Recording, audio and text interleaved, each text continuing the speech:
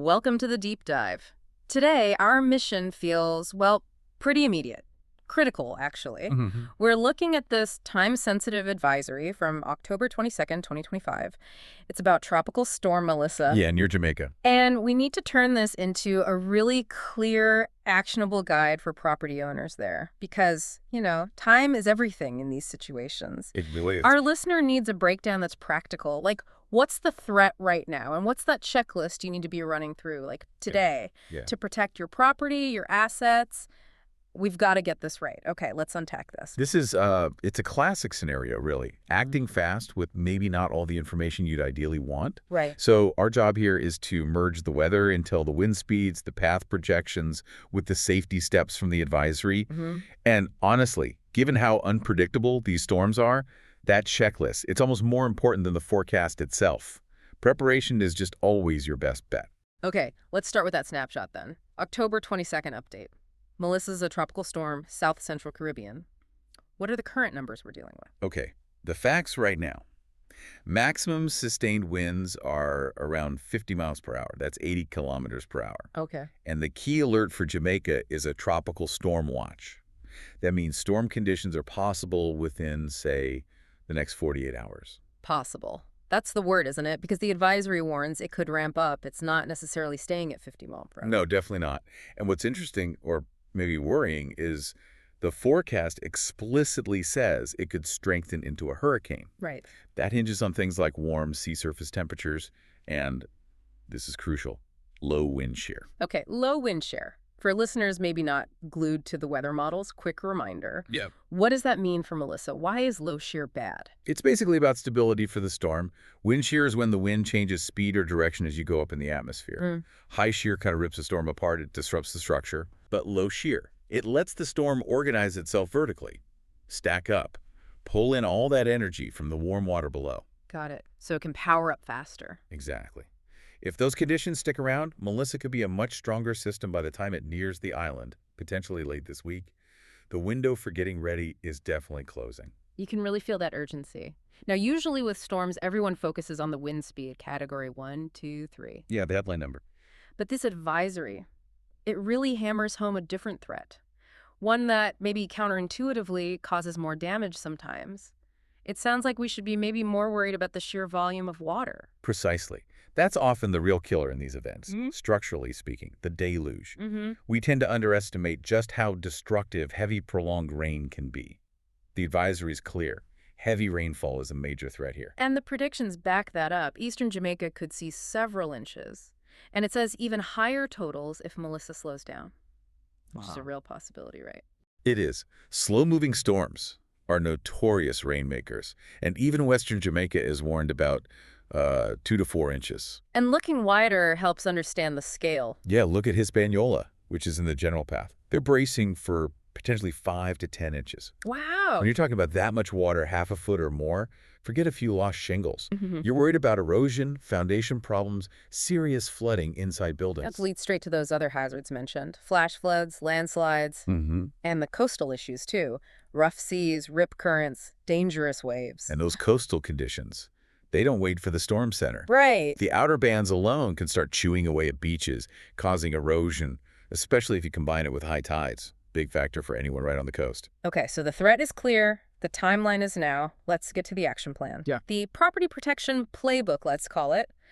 How about we frame these as layers of defense against both wind and water? I like that. Layer 1, secure the outside, harden the shell. This is about stopping things from becoming projectiles and sealing up your home. So bringing in or tying down everything loose outside, the advisory mentions furniture, plants, tools, and construction materials. Why call those out specifically? Oh, people always forget them. Lumber, drywall, especially loose zinc sheets. Yeah. In 50 mile-per-hour winds or more, those become dangerous missiles. Right. You're not just protecting your place, but your neighbors too. Exactly. And beyond loose stuff, the building itself, trim those overhanging tree branches near the house. A falling branch can punch right through a roof.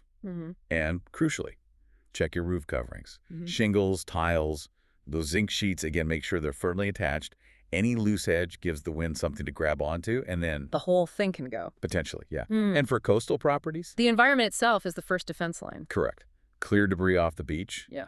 Check your seawalls, any barriers you have. A small weakness now could become a major breach with strong waves hitting it. Okay, that's layer 1. Layer 2. Dealing with the main enemy, water, drainage, and flood risk. Right. This is where complacency creeps in. Cleaning gutters and drains, sure. But what's often missed, especially on hillsides. Who's checking further downstream, stuff beyond your own yard? Exactly. The street drain, the bigger culverts away from your property, they get blocked by trash, leaves, and then the water backs up right onto your land. Makes sense. So clear your yard, your driveway, anything blocking flow there, but also look a bit further. And for hillside properties. Check retaining walls and slopes now. Look for cracks, weakness, any signs of water pooling. With heavy rain coming, the soil gets saturated fast. Preventing landslides is about safety, life safety. Yeah. Even a small crack needs checking out. And there were a couple other key points under this water flood layer. Financial and moving things. Yes. First, move vehicles, valuable tools, anything stored low down to higher ground.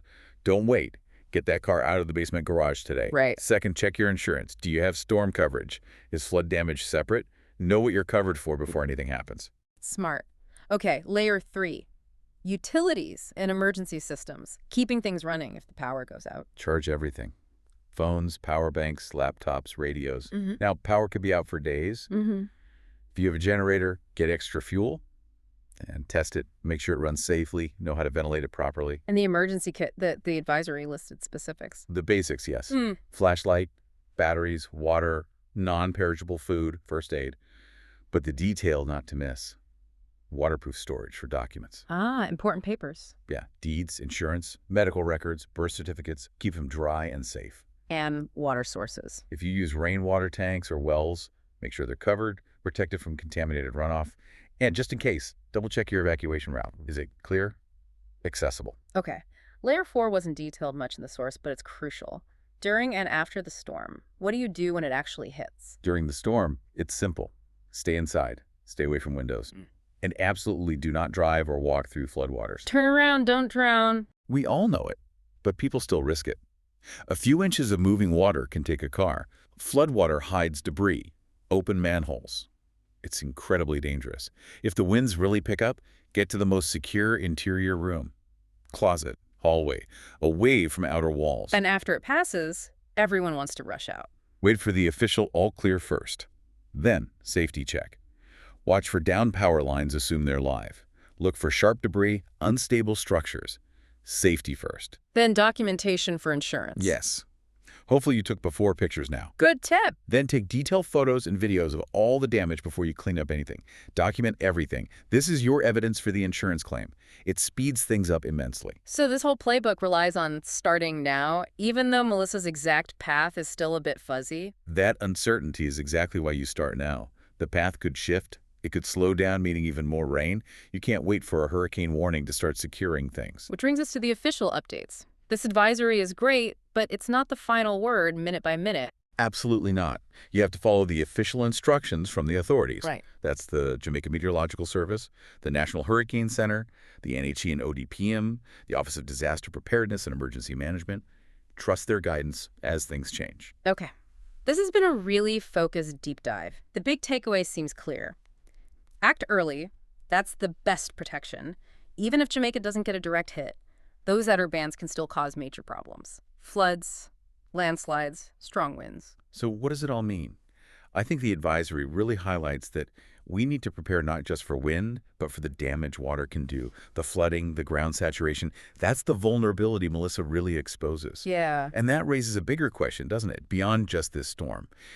Given how often these systems hit, and the fact the advisory specifically mentions things like securing zinc sheets and checking seawalls, are we really preparing for the long haul? We're just catching things up each time? What does this cycle mean for long-term resilience? For the cost of living and insuring property in these vulnerable coastal and hillside areas? Maybe that's something to think about right now as you're securing your home. Stay safe out there.